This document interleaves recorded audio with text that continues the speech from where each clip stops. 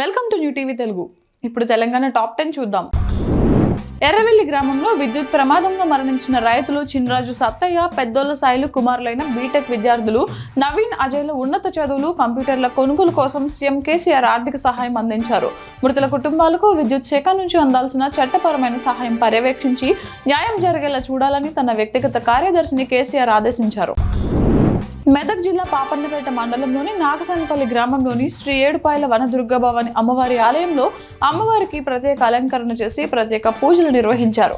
ఈ సందర్భంగా భక్తులు పెద్ద సంఖ్యలో తరలివచ్చి అమ్మవారిని దర్శించుకున్నారు. అమ్మవారి వైభవాన్ని కన్నులారా వీక్షించి ఆధ్యాత్మిక అనుభూతిని పొందారు. ఆలయ అధికారులు అన్ని ఏర్పాట్లను పర్యవేక్షించారు.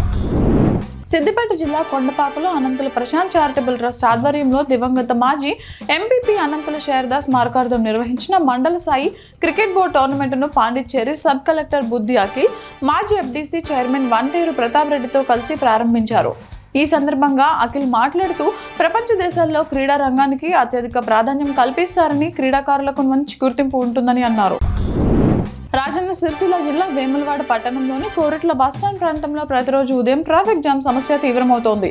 దీనికి ప్రధాన కారణం వేకువజామునే సర్దార్ సర్వాయి పాపన్న గౌడ్ చౌరస్తా చుట్టూ కూరగాయల చిరు వ్యాపారులు రోడ్డుపైనే అమ్మకాలు జరపడమేనని స్థానికులు, వాహనదారులు ఆరోపిస్తున్నారు. ఈ పరిస్థితి వల్ల ప్రమాదాలు జరిగితే బాధ్యులు ఎవరనే ప్రశ్నలు తలెత్తుతున్నాయి.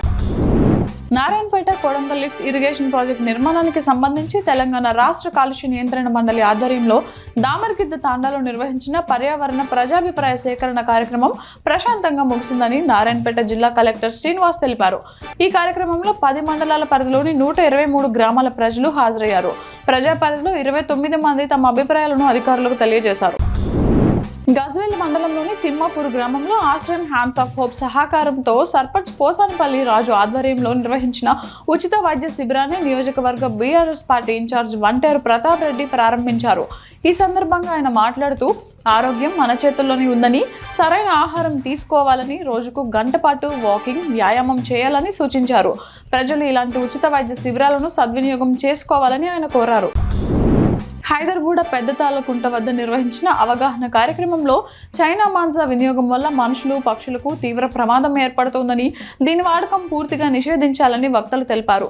Rajendranagar assistant commissioner of police T Srinivas మాట్లాడుతూ చైనా మాంస వల్ల ప్రమాదాలు, ప్రాణ నష్టం పెరుగుతోందని, ప్రజలు స్వచ్ఛందంగా దీని వినియోగాన్ని మానేయాలని సూచించారు. నెన్నెల మండల tractors owners and drivers union కార్యవర్గాన్ని ఏకగ్రీవంగా ఎన్నుకున్నారు. ఈ ఎన్నికల్లో అల్లంపల్లి స్వామి అధ్యక్షులుగా, నారా మల్లేష్ ఉపాధ్యక్షులుగా, గన్నా అశోక్ ప్రధాన కార్యదర్శిగా, దుర్గం గౌతమ్ ప్రధాన ఉప కార్యదర్శిగా, ఇందూరు మల్లేష్ కోశాధికారిగా, జటౌత్ మంగిలాల్ మరియు తోట శంకర్ సహాయ కోశాధికారులుగా ఎన్నికయ్యారు. ఈ ఎన్నికలు యూనియన్ భవిష్యత్ కార్యకలాపాలకు మార్గం సుగమం చేశాయి.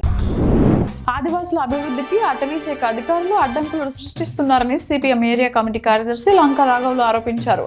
సాత్నాలలోని దుబ్బగూడలో అటవీ శాఖ అధికారులు ఆదివాసులు ఇందిరమ్మ ఇళ్ల నిర్మాణాలను అడ్డుకోవడాన్ని ఖండిస్తూ ఆదిలాబాద్లో వివిధ పార్టీల నేతలతో రౌండ్ టేబుల్ సమావేశం నిర్వహించారు.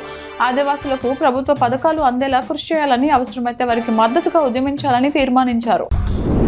వికారాబాద్ జిల్లా కుల్కచర్ల మండలం ముజీహుద్పూర్ మోడల్ స్కూల్ సంక్రాంతి సంబరాలు ఘనంగా నిర్వహించారు.